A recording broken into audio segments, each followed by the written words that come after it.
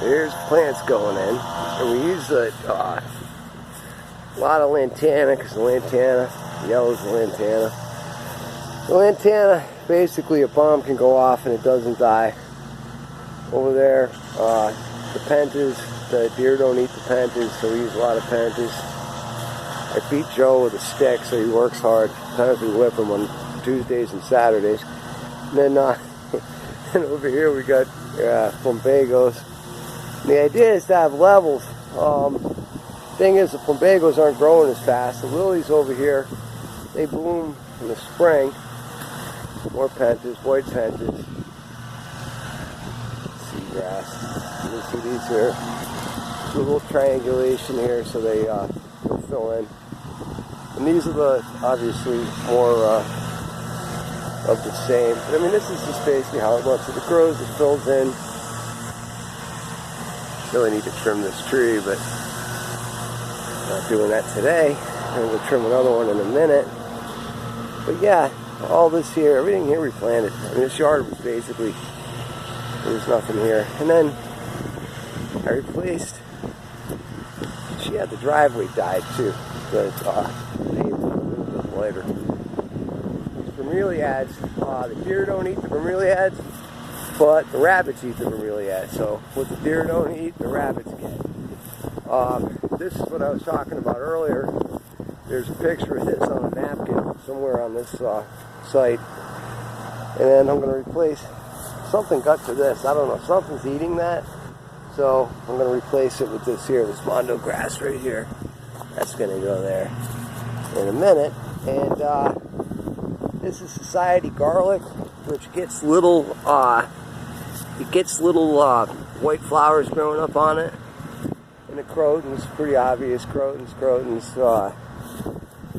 pot of gold, whatever you want to call this. And this just catches the light, so I use that. And what happens is, you get levels, like you get, a 3D effect going on here. And at the end here are the firecrackers. This is a little overgrown, actually. I really should clean this out.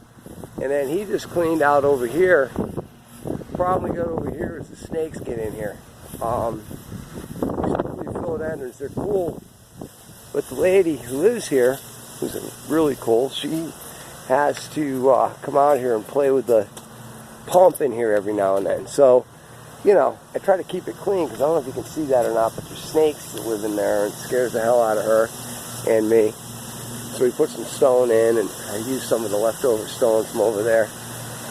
But anyway, this is the deal. There's more lantana right there. That's purple lantana. I don't know if this thing's going to work or not. Yeah, it's purple lantana right in there. So lantana's a really good go-to plant. And there's Jack and the granddog. So that's that. You can see the plants, the shrubs growing up a little bit. So that's the story. So basically, the moral of the story here is these are all plants that deer don't eat. This is the neighborhood. Let's see the neighborhood. And if you'll notice, we got the best looking landscape in the whole place. These are all nice houses. But the stuff, you can see what's going on. And this is what we did. Back up. But I cut the edge in, we put a nice curve in. Started with a big S curve. It's basically how it started out. I cut a big, I want to do something fairly dramatic, because, she just said do whatever you want. So, you told me to do whatever I want. This is what you get.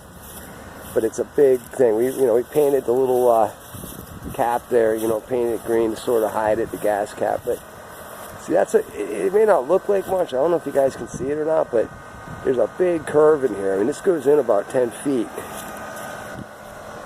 It's almost a car length from here to here. So that's that. It's what 25, 35, whatever years of landscape experience gets you. And very little phone experience.